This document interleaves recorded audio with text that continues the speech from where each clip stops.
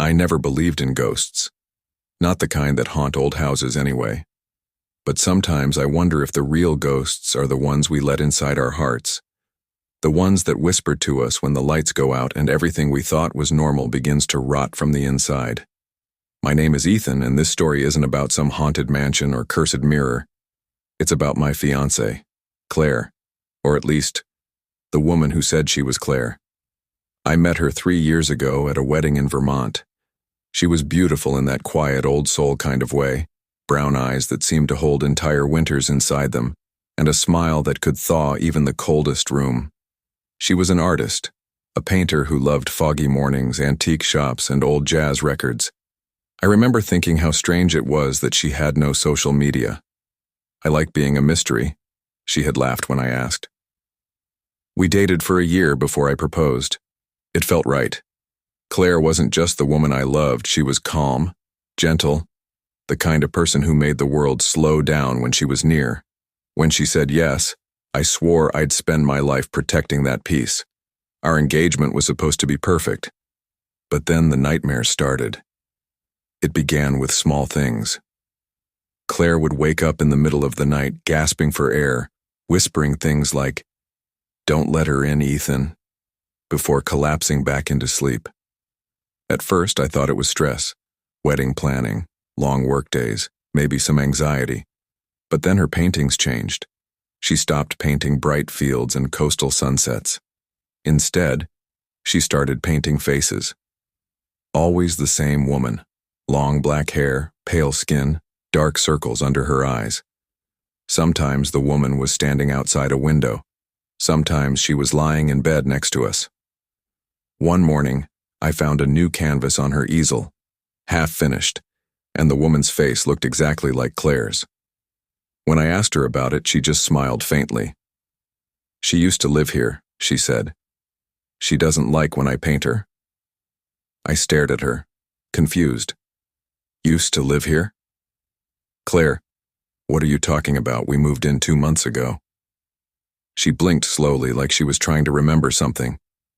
"Yeah, 2 months," she whispered. "That's right." At first I brushed it off. Maybe she was just joking. But over the next few weeks, her behavior got stranger. She started locking herself in the guest room at night. When I asked why, she said she sleepwalked and didn't want to scare me. Then I found her journal. I know I shouldn't have read it, but the entries didn't make sense.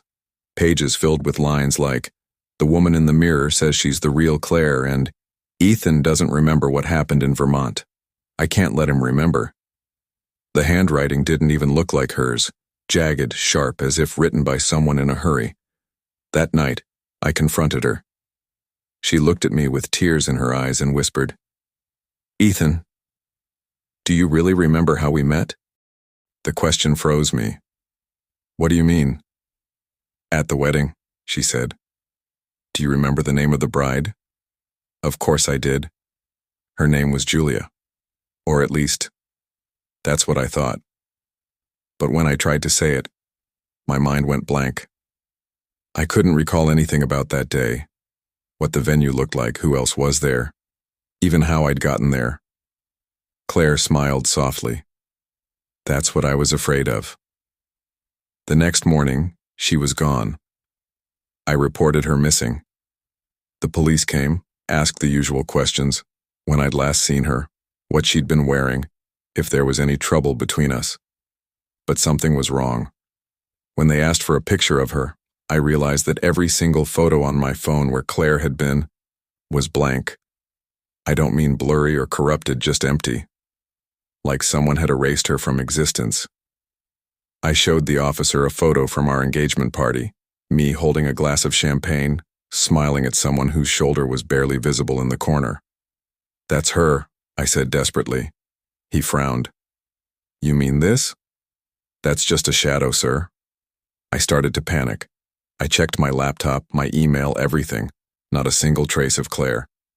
Her paintings were still in the house, but all of them had changed. The woman with the black hair now had my fiance's face. A week later, I got a call from an unknown number. "Ethan," a voice whispered, "you need to stop looking for her." It was a woman's voice, flat, emotionless, but the way she said my name, I knew it was Claire. "Where are you?" I shouted. "Claire, what's going on?" But the line went dead. That night I couldn't sleep. I sat in the dark, staring at her paintings. Around 3 a.m., the air in the room grew heavy, and the faint smell of wet earth filled the house. I turned toward the window and saw a figure standing outside in the rain. She was wearing Claire's dress. I ran outside barefoot, calling her name, but she was gone. Only footprints in the mud remained. They led toward the woods behind our house, and I followed them with a flashlight until they disappeared near the old well at the edge of the property. When I shone the light down the well, something caught the beam. A scrap of white fabric caught on a rock. I reached for it and felt my stomach drop. It was part of Claire's dress. The police searched the area the next day, but the well was empty. No body. No trace. Just silence. I tried to move on. I really did. But 3 months later, a woman moved into the house across the street. Her name was Clara. She introduced herself with the same shy smile, the same brown eyes, and the same laugh that used to make my chest ache. When I told her she looked just like my fiance, she tilted her head and said softly, "That's funny. People say I have one of those faces." That night she left her window open, and I swear, for just a second I saw her reflection in the glass. But it wasn't Clara's reflection. It was Claire's. Now, every night I hear footsteps pacing outside my house. I've stopped answering the door. I don't paint. I don't sleep. I barely eat. I just wait. Last week, I found a new painting on my easel. I didn't make it. It shows a man sleeping peacefully in bed while a woman with long black hair stands over him, holding a ring. The ring looks exactly like Claire's engagement ring, the one I buried in the backyard after she disappeared. And tonight, the ring is gone. Sometimes when I lie in bed, I feel someone brush my hair away from my forehead, and a voice, so gentle, so close to my ear, whispers, "Do you remember now, Ethan? You proposed twice." The second time I realized was at her funeral. I used to think the scariest thing in the world was losing someone you love, but now I know what's worse. Finding out that the person you loved might never have existed at all. My name is Daniel, and I'm writing this from a small motel outside of Portland. I've been awake for 3 days now. Every time I close my eyes, I see her face. Not my fiance's face exactly, something close to it, but off in subtle, stomach-turning ways. The kind of wrongness that your brain can't describe but your body immediately recognizes. Her name was Allison. We met during the pandemic through an online dating app. She said she was a nurse working in a small hospital in Oregon. We talked for weeks before meeting. I remember her voice, calm, sweet, slightly tired, the kind of tone you trust without realizing it. When we finally met, it felt like I already knew her. We dated for a year before I proposed. I'd never been more certain about anything in my life. She said yes with tears in her eyes, and we spent the next few months planning the wedding. Everything felt perfect, until the night I met her twin. It was at her bachelorette party, ironically. I wasn't supposed to be there, but I stopped by early with flowers before her friends arrived. She wasn't home yet, but the front door was unlocked. When I stepped inside, I heard someone in the kitchen humming softly. "Allie?" I called. A woman turned around. She looked exactly like Allison. Same auburn hair, same soft eyes. But her expression was empty, her movements slow, mechanical. She didn't answer, just stared at me as if she didn't know who I was. I laughed nervously. "Didn't mean to startle you. You must be one of Allie's friends?" She tilted her head, blinked, then whispered, "She shouldn't have brought you here." Then she turned and walked out the back door without another word. When Allison came home 15 minutes later, I told her about it. She froze, her face draining of color. "Dan," she whispered, "promise me you'll never open the basement door." I thought she was joking, but she wasn't smiling. She said she didn't have a twin, that no one else lived there. Then she locked the basement door and slept on the couch that night.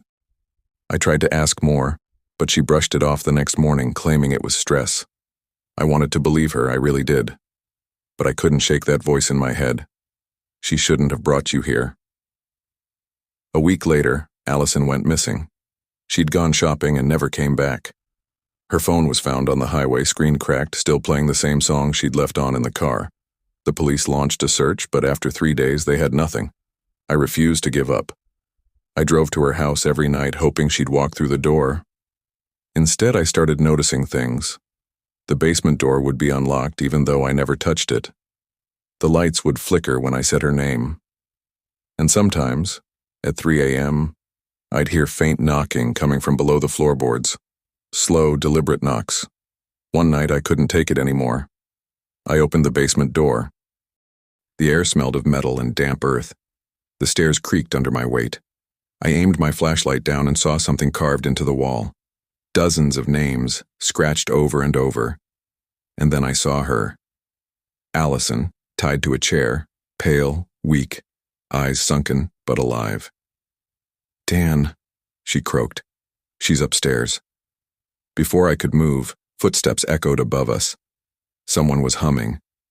I ran up the stairs and froze. Standing in the living room was another Allison. She smiled gently, exactly the way my fiance used to.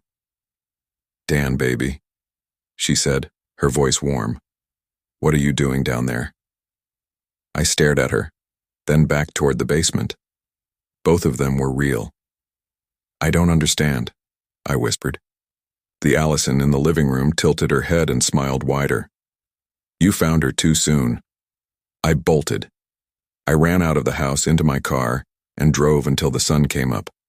When I finally stopped, I called the police. They searched the house. The basement was empty. No chair, no ropes, no carvings. They told me I was under stress, maybe hallucinating from grief. But I know what I saw. I went back 2 nights later, desperate for answers.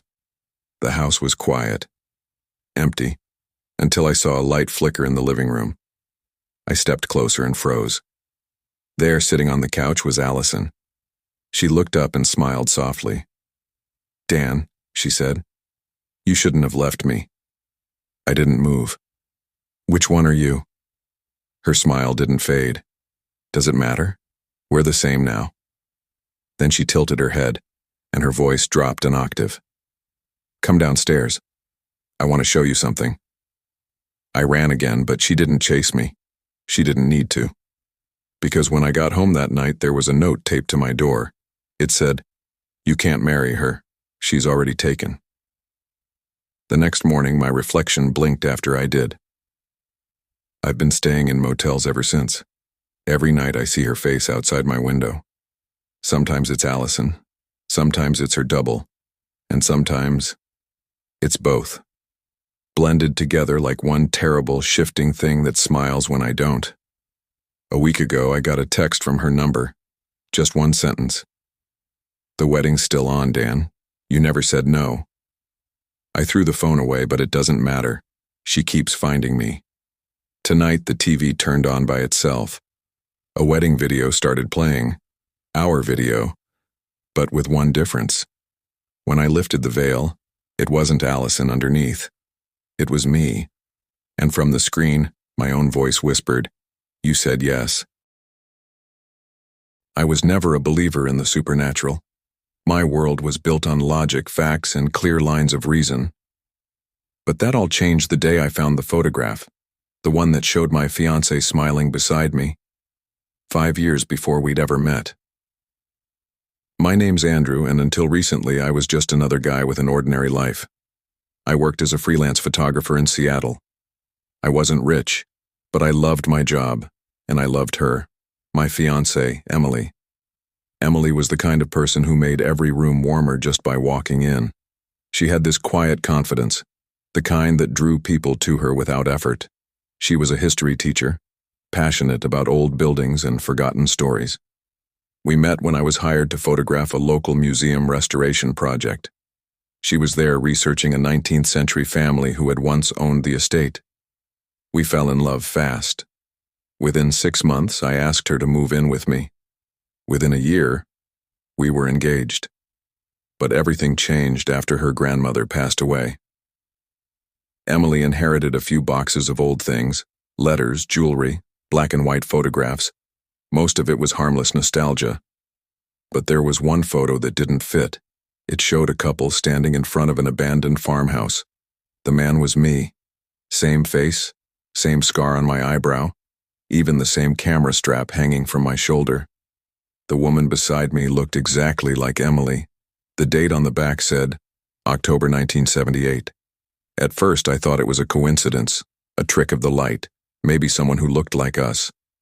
But when I showed it to Emily, her face went pale. She didn't say a word. She just stared at the photo until tears started rolling down her cheeks. "Emily?" I asked softly. She whispered, "I remember that day." That didn't make sense. She was born in 1995. But before I could say anything, she stood up, trembling, and said, "I need to tell you something." We sat in silence for a long time before she spoke again. "I've been having dreams about that house," she said. "Every night I see us there. You're taking pictures of me, and there's this sound like something moving inside the walls, and when I turn around, you're gone." I tried to comfort her, but inside something felt wrong. That night, she couldn't sleep. Around 2 a.m., I woke to find her sitting on the floor, staring at the photo again. "Andy," she whispered. "Do you hear it?" I listened. Faintly through the walls came a soft scratching sound, like nails on wood. The next day, Emily insisted we drive to the location in the photo. She said she recognized it, the Wilkins farmhouse about an hour outside the city. When we got there, my stomach dropped. The house from the photograph was real. Same peeling paint, same sagging porch, even the same leaning oak tree in the background. It looked exactly as it did in the picture, only older, abandoned for decades. We went inside. The air was heavy with dust and mold. The floorboards groaned under our feet. I took a few photos for reference, trying to hide how uneasy I felt. Emily walked upstairs while I stayed in the living room. That's when I noticed something carved into the wall near the fireplace. Andrew plus Emily, 1978. The carving looked fresh. I called for her, but she didn't answer. I ran upstairs, heart pounding, and found her in the master bedroom. She was standing perfectly still, staring at a cracked mirror. "Emily?" She turned to me slowly, and my blood ran cold. Her reflection wasn't moving. I stepped forward and grabbed her shoulders. "We're leaving." She blinked as if waking from a trance. "Yeah," she said weakly. "You're right." We drove home in silence. That night, she didn't speak a word. She went straight to bed, clutching that photo like it was a lifeline. The following morning, I woke up alone. Her side of the bed was cold. Her phone was still on the nightstand, but her engagement ring was gone. I called the police, filed a report, the whole thing, but they found nothing. No trace of her, no sign of a break-in, nothing. 3 days later, I got an envelope in the mail. No return address. Inside was a single Polaroid. It showed Emily, standing in front of that same farmhouse, smiling. Only this time there was a man behind her. He looked like me, only older, worn, tired. And in the corner of the photo, scrawled in black ink, were the words, "We're home now." I went back to the farmhouse that same night. The police said it was unsafe, but I didn't care. I needed to find her. When I walked inside, I saw something new. Frames hanging along the walls, like a makeshift photo gallery. Dozens of old photos. Each one showed me and Emily in different eras, 1970s, 1950s, even one that looked like the 1800s. And in every picture, we were standing in front of the same house. I stumbled back, gasping. My flashlight flickered, and for a moment I thought I saw movement at the end of the hallway. Someone was there, watching. "Emily?" I whispered. The figure stepped forward. It was her, but she looked Wrong. Her skin was pale and brittle, her eyes dark and distant. "You came back," she said softly. I reached out, trembling. "What happened to you?" She smiled faintly. "We've done this before. So many times. You always forget."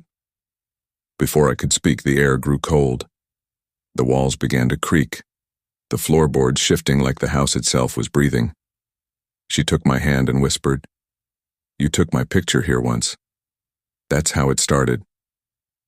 Then she pressed the old photograph against my chest. I felt a jolt, like static electricity, and everything went dark. When I woke up, I was outside, lying in the grass. The farmhouse was gone, just an empty field remained. My camera was beside me. I turned it on. There was one new photo saved on the memory card, Emily and me, standing in front of the farmhouse. The date stamp read, October 1978, and behind us, in the window, was another version of me, watching. It's been weeks since that day. The farmhouse is still gone, but every time I take a new photo, I see something in the background, her face. Sometimes she's smiling. Sometimes she's crying. But last night I took a picture of my reflection in the mirror, and this time she wasn't behind me. She was holding the camera. I've always been the kind of guy who needed proof before I believed in anything. Proof that ghosts exist, proof that fate is real, proof that love lasts forever. But after what happened to me, I don't believe in proof anymore. I only believe in what I heard. Her voice months after she died. "My name's Ryan. I used to be an audio engineer in Los Angeles, mostly working on sound restoration projects. I specialized in cleaning up damaged or old recordings, wedding tapes, police interviews, voicemails, you name it. It was a quiet life. Stable. Safe. And then I met Mia. She came to one of my gigs, a small concert I was mixing sound for. She was the event's photographer, running around with her camera, and that wild laugh that carried over the crowd. She was everything I wasn't. Loud, spontaneous, free. Within a month, we were inseparable. Within a year, I proposed. She said yes before I even finished asking. For the first time, my life felt whole. But good things don't last, do they? 6 months before our wedding, Mia died. It was a rainy night in November. She was driving home from a shoot in Malibu when her car swerved off the highway. The police said it was instant. The funeral blurred together. Sympathy, rain, static. People kept saying she was in a better place, but no one could tell me where that was. I stopped sleeping. I stopped working. Every sound reminded me of her laugh. Every silence reminded me she was gone. Then, 3 weeks after the funeral, I got a voicemail. It came from a private number. The message was 12 seconds long. When I pressed play, I dropped the phone. "Ryan, it's me. Please don't hang up. I can't stay long. Something's wrong here." Her voice. It was her.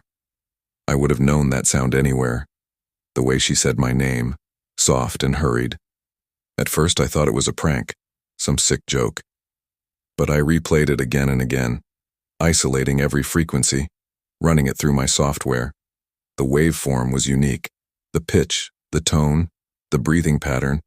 It was identical to Mia's. Except for one thing. There was static under her voice. Not normal static. It was rhythmic, almost like breathing. I tried to trace the call, but it came from nowhere. No number, no data. The voicemail was time-stamped 3:15 a.m., exactly 1 minute after the clock in my living room had stopped. The next night I couldn't help myself.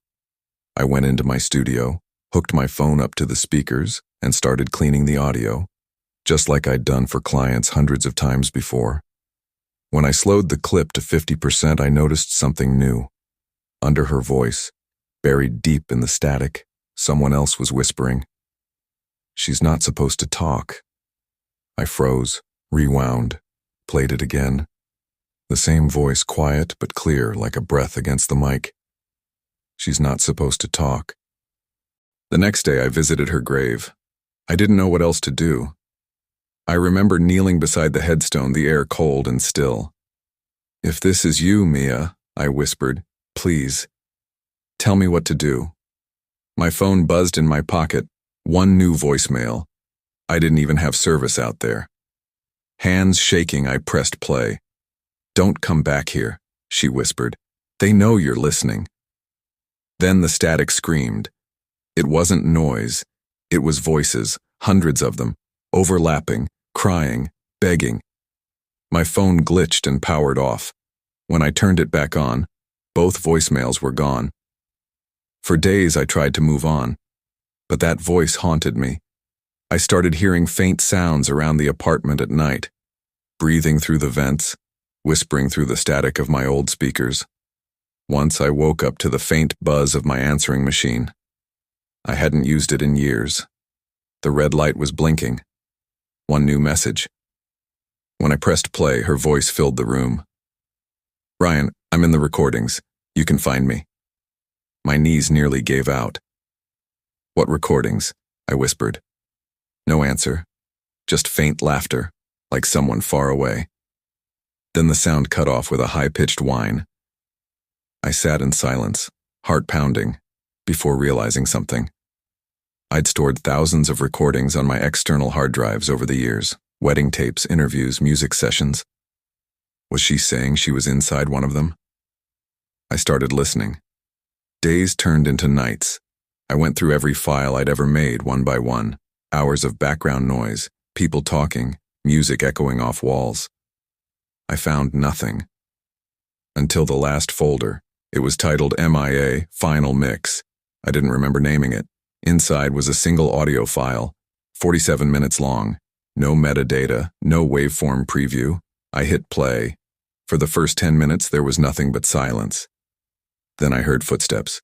Soft, slow, uneven. Then her voice, faint but clear. "You shouldn't have listened." I paused the file, trembling. The words were directed at me. Then, behind her voice, a second voice, distorted and lower, whispered, "Now she stays." The lights flickered. My monitor glitched. The audio started playing again, by itself. "Ryan, it's okay," she said softly. "We can be together again." Then came the sound of my own voice. My voice replying, "Yes, I'll come to you." But I'd never said those words. I wasn't even recording. The last thing I heard before everything cut to black was a sharp inhale, like someone breathing right into the microphone. When I woke up, my studio was destroyed. My computer screen shattered, wires melted. My phone was gone. I checked the wall clock. It was frozen at 3:15 a.m. That was 3 days ago. Last night I bought a new phone. Set it up. New number, new carrier. Clean slate. I powered it on, and there was one voicemail waiting. Unknown number. "Ryan," she whispered, "you said you'd come." Now, when I play it backward, because of course I had to, her voice changes. It's not Mia anymore, it's me, and I'm saying I'm already here. "My name is Alex. I used to believe that love could survive anything. Distance, pain, even death. But what happened last October made me question whether some bonds are too strong for this world. Sometimes I wonder if I loved her too much, or if she loved me in ways that should never have been possible. It all started after my fiance, Renee, died. She was in a car accident coming home from her sister's house late one rainy night. I still remember the call from the hospital, how the nurse's voice broke halfway through the sentence. She was gone before I even got there. Just like that, the woman who filled my life with laughter, chaos, and music was gone, leaving behind a silence I couldn't escape. After her funeral, I couldn't bear to stay in our apartment. Every corner had her in it, her mug on the counter, her jacket hanging by the door, her voice echoing in the walls. So, I packed a few things and drove north to my family's old cabin in Oregon, deep in the woods. I told myself I needed peace, time to think. But what I found there was anything but peace. The first few nights were lonely but calm. I spent my days chopping wood, reading, trying to keep my mind busy. But on the fourth night, just as I was dozing off by the fireplace, I heard something outside. A voice. Soft, distant, carried by the wind, yet unmistakable. It was her voice. Renee. I froze. My rational mind told me it couldn't be real, that grief was playing tricks on me. But it came again, clearer this time, calling my name. Alex. I rushed to the porch and opened the door. The forest was silent except for the rustle of leaves. The air was freezing. I stood there for a long moment listening. Nothing. I told myself it was the wind and went back inside. But when I looked at my phone, the voice memo app was open. A new recording had been made, 7 seconds long. I played it, static. Then her voice whispering, "Why did you leave me?" I didn't sleep that night. The next morning, I searched every inch of the cabin, checking windows, doors, everything. No sign of anyone. The woods stretched for miles. No neighbors for at least 3. I tried convincing myself that the grief was making me hear things, but the recording was real.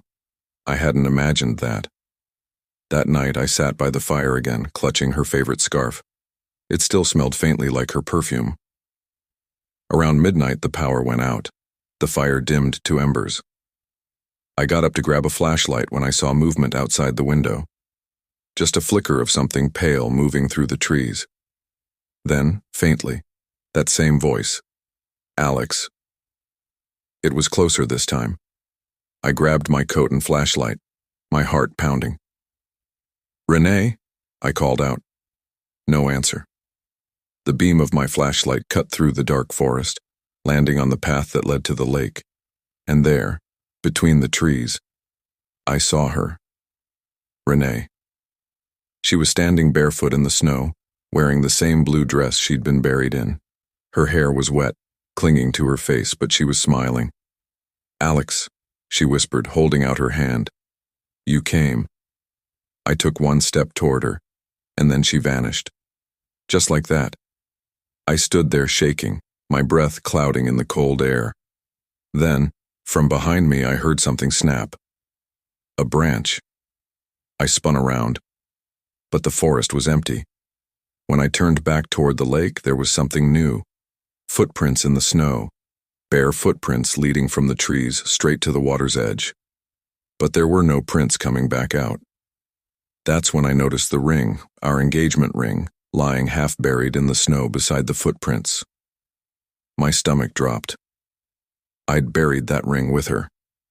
I ran back to the cabin, locked every door, and sat by the fire with a bottle of whiskey, trying to make sense of what I'd seen. I must have passed out at some point, because when I opened my eyes it was dawn, and someone had written something on the fogged-up window. "Come to me." I didn't go outside that day, but that night she came closer. Around 2 a.m., the door creaked open by itself. The fire flared up without any wood in it. And then, right behind me, I heard her voice again, so close, it made every hair on my neck stand up. "I'm so cold, Alex." I turned slowly, terrified of what I might see. Renee was standing by the doorway. Her skin was pale, her lips blue, her eyes hollow. But she smiled when she saw me. "I waited for you," she said softly. My throat went dry. "You're not real." She took a step forward, her bare feet leaving wet prints on the wooden floor. "You promised you'd never leave me. Renee, please."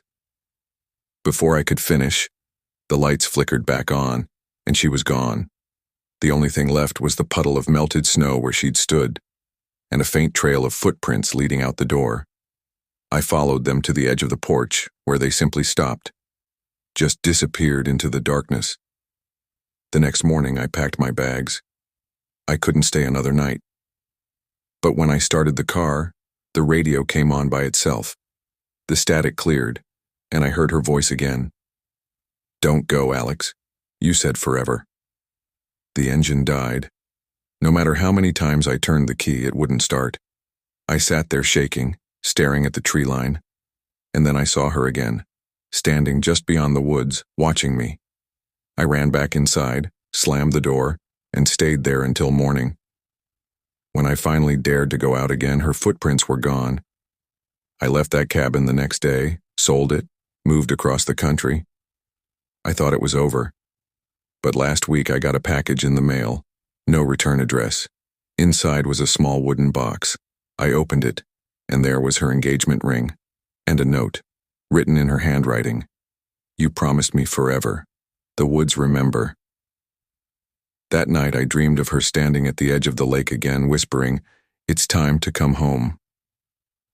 When I woke up this morning, there was snow on my floor, and faint footprints leading from the door to my bed. And I swear, just before dawn, I heard her voice again, soft and distant but clearer than ever. "I'm waiting by the lake, Alex." My name is Melissa, and this happened when I turned 16. My family had just moved into an old Victorian house in a quiet New England town. My parents were excited because they got it cheap. "A steal," my dad said. But from the moment I stepped inside, I felt uneasy. There was something heavy about the air, like the walls were keeping secrets. The first few days were normal. I unpacked, started school, tried to make new friends. But as my birthday approached, weird things started happening. I'd hear faint humming from the attic at night, even though no one went up there. Doors creaked open by themselves. Once, I found all my dolls lined up perfectly on the floor, something I definitely didn't do. My mom brushed it off, saying old houses make noises. But I knew what I felt. I wasn't alone. On the morning of my birthday, I woke up to find a small box on my nightstand. It was wrapped in dusty yellow paper with a faded red ribbon. I thought it was from my parents, so I opened it. Inside was a porcelain doll. She was old, her face cracked slightly, her eyes a deep glassy blue that seemed almost alive. There was no note, no card, just the doll. When I showed it to my mom, she looked confused. "Honey, that's not from us." My dad checked the front door, thinking someone left it there as a gift. But the porch was empty. The box had just appeared in my room. That night I had a small birthday party. Just my two friends, Emma and Lily, some cake and movies. We laughed and joked until late. Around 11 p.m., the power flickered and the lights went out. My dad said it was probably a fuse and went to check the basement. While he was gone, we heard a faint tapping sound upstairs, rhythmic, like footsteps. Emma thought it was my brother trying to scare us, so we called out his name. No answer. Then we heard something else. A soft giggle. It came from the hallway. We froze. I grabbed the flashlight and pointed it toward the stairs. The beam caught a shadow at the top, small, hunched with long hair. It darted away before I could focus on it. Lily screamed. We ran into my room and locked the door. My heart was pounding. I turned toward my dresser, and the doll was sitting upright on top of it. I swear I'd left it on my desk. Its head was tilted slightly, and there was something new, a faint red stain on its porcelain cheek, like a smudge of blood. "Melissa," Emma whispered. "Did it move?" Before I could answer, the doorknob rattled violently.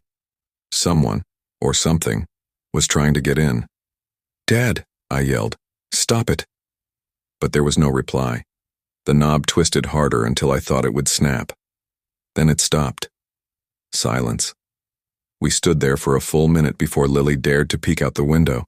She gasped, "Oh my God, there's someone outside." I ran to look. In the backyard, standing in the moonlight, was a little girl. She was wearing a torn white dress and holding what looked like another doll. Her face was pale, her eyes black and hollow. She stared straight at us, motionless. Then she smiled. And at that exact moment, the doll on my dresser toppled forward, face down. The lights flickered back on. When my dad came upstairs, we told him everything. He didn't believe us, of course. He said maybe it was a prank by some local kids. But when he looked out the back door, the snow was untouched. No footprints, no signs anyone had been there. That night I couldn't sleep. Around 3 a.m. I heard soft footsteps again, then a whisper right beside my bed. "Happy birthday, Melissa."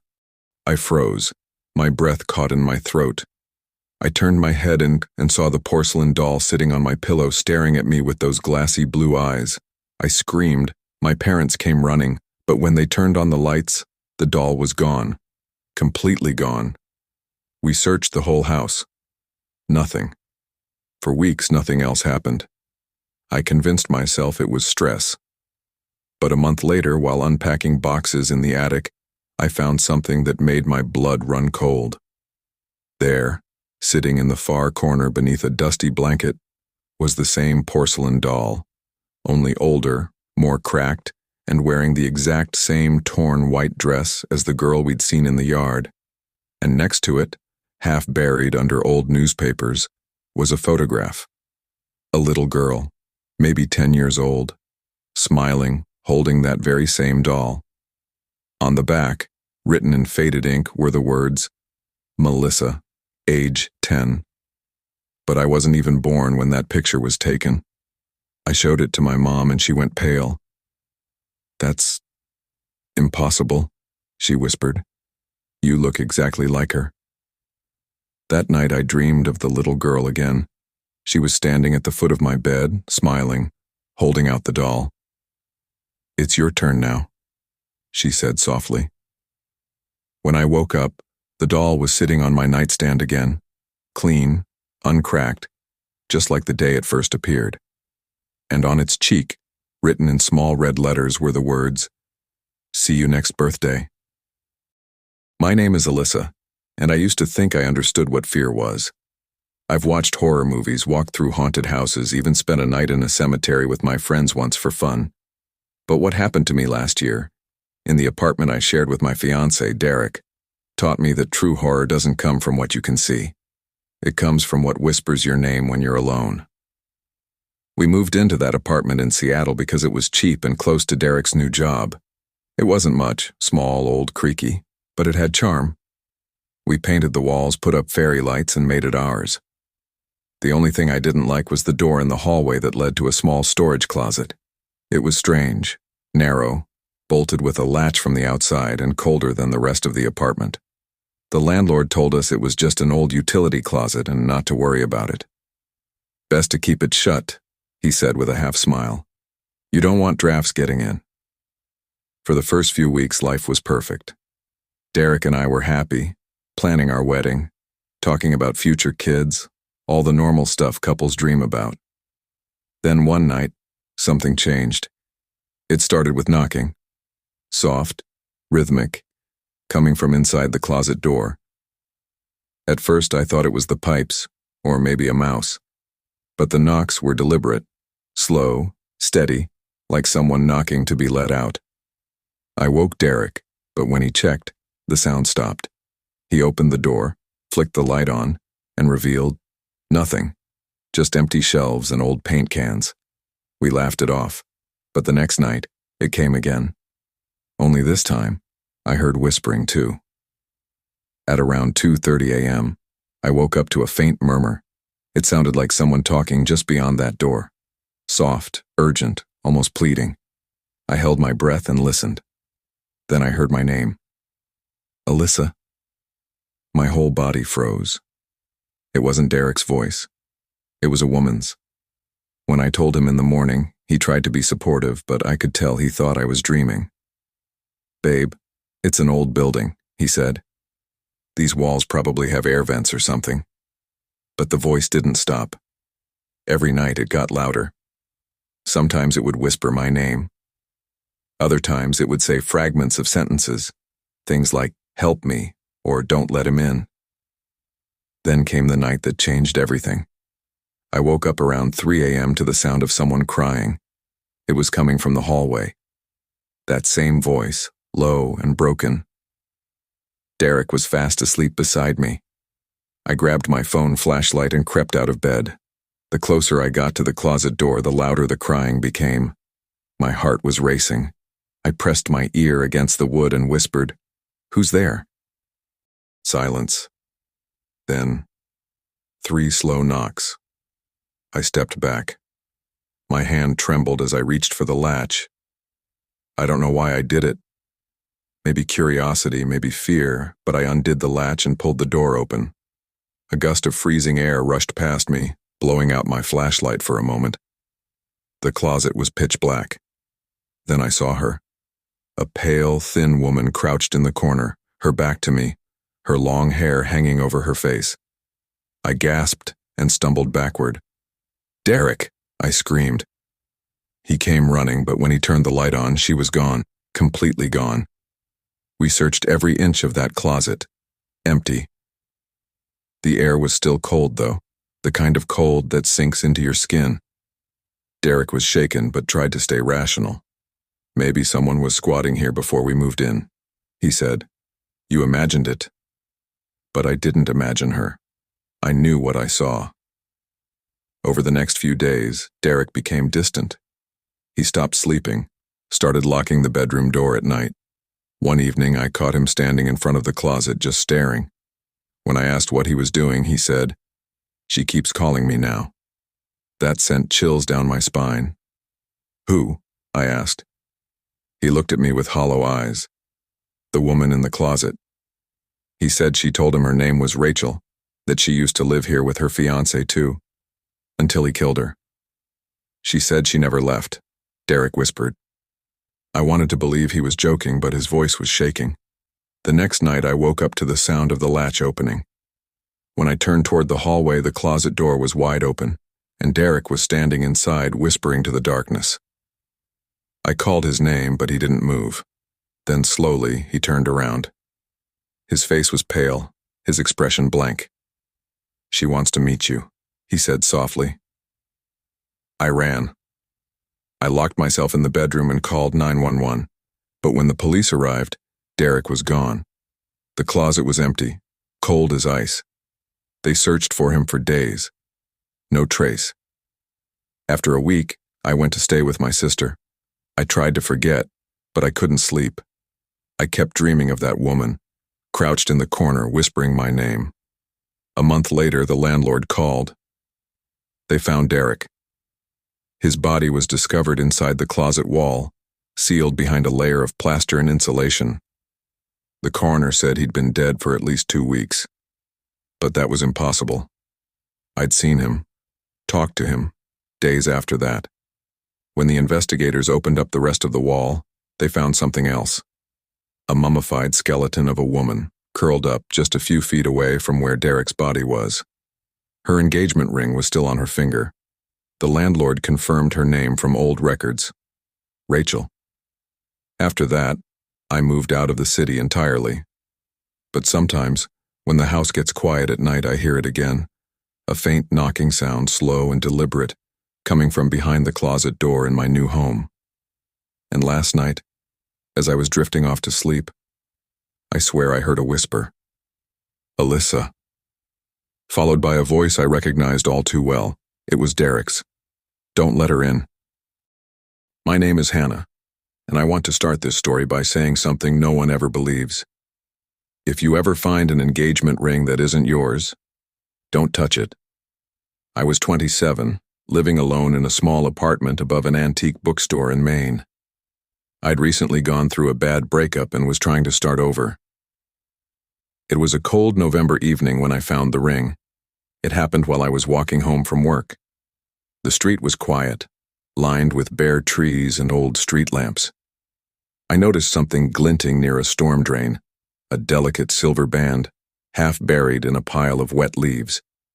It was beautiful, vintage, intricate, with a small diamond that caught the light like a star. Without thinking, I picked it up. The metal was freezing, almost painfully cold. I slipped it into my pocket and carried on, thinking I'd post it on social media or drop it off at the police station later. That night, I set it on my nightstand and forgot about it, or tried to, because sometime after midnight I woke to a soft clink, the kind of sound metal makes when it moves against wood. I sat up. The ring was no longer on my nightstand. It was lying in the middle of my pillow, right next to my face. I didn't remember touching it. The next morning, I convinced myself it had rolled over. The floor wasn't level, the bed moved, whatever, logical explanations. That night, I put it back on the nightstand and went to sleep again. And again, around 2 a.m., I woke up to the clink. This time, the ring wasn't on my pillow. It was on my finger. I froze. I hadn't worn it. I hadn't even touched it since the night before. My heart raced as I tried to pull it off, but it wouldn't budge. It felt like it had fused with my skin, like it belonged there. I ran to the bathroom and tried soap, lotion, even ice. Nothing worked. The ring stayed, tight against my skin, pulsing faintly, as if it had a heartbeat. By morning, my finger was bruised where the metal pressed into it. I told myself I'd see a jeweler after work. But when I got to the shop, the old man behind the counter went pale. "Where did you get that?" he asked. "I found it," I said. "Why?" He looked at me for a long moment, then said quietly, "You need to return it. Now." He explained that the ring was from a collection belonging to a woman named Evelyn Rowe, who had gone missing 20 years ago. She was engaged to a man who died just days before their wedding. He fell down an old well on his family's property. After his death, Evelyn disappeared. Her family searched for her for months, but all they ever found was her engagement ring. The same ring now stuck on my finger. That night, I didn't sleep. Every creak, every shadow in my apartment felt wrong. The air was thick and cold, like something was watching me. Around 3 a.m., I heard it. A faint humming sound, a woman's voice, right next to my ear. It was soft, mournful, almost like a lullaby. Then a whisper, "Where is he?" I bolted upright, heart pounding. The ring burned cold against my skin. I yanked at it again, desperate to get it off, and suddenly it loosened, just enough to spin around my finger. When it turned, I saw something engraved on the inside of the band that hadn't been there before. "Forever bound, E.T." The next day, I drove 2 hours to the address the jeweler gave me, the Rowe estate. The property had long been abandoned, overgrown with ivy and moss, the house crumbling in on itself. The well was still there, covered with a rusted metal lid. I stood there for a long time staring at that ring on my hand. It was colder than ever now, the diamond dull and gray. Then, as I reached toward the well, I heard footsteps behind me. When I turned, a woman stood there. She was pale, soaked to the bone, her wedding dress torn and stained. Her eyes were sunken but familiar, heartbreakingly beautiful. "Evelyn," I whispered, before I even knew why I said it. She smiled faintly. "He never came back," she said. I waited. My voice shook. You're wearing the same ring." She looked down at my hand, and her smile faded. "No," she said softly. "That one's mine." I stumbled back, terrified. Take it, please." I tried to pull it off, but the metal burned into my skin like fire. She reached forward, her cold, wet fingers brushing mine. The ring slipped free effortlessly, as if it had been waiting for her touch. Evelyn held it to her heart, whispered something I couldn't hear, then stepped backward toward the well. For a second, I thought she was going to fall, but she didn't. She faded, slowly, like mist dissolving into the night air. The next thing I remember, I was in my car crying, the ring gone. My finger was blistered, a small perfect circle burned into my skin. When I got home, I tried to tell myself it was over. But 2 nights later, I woke up again to that clink. The ring was back on my pillow, only now it was different. The diamond cracked down the middle, the engraving inside changed. It no longer said "Forever Bound, E.T." Now it read, "Forever Bound, E.H." And every night since, I've heard the same faint humming, that sad, lonely lullaby. I've tried throwing the ring away. It always comes back. I've buried it, burned it, dropped it into the ocean, and yet every morning it's there, lying on my nightstand, waiting. Sometimes when I catch my reflection in the mirror, I see a figure standing just behind me. A woman in a soaked, torn wedding dress, smiling faintly. She never says a word. She just points to the ring. And I know what she wants. She wants me to wear it forever. Where?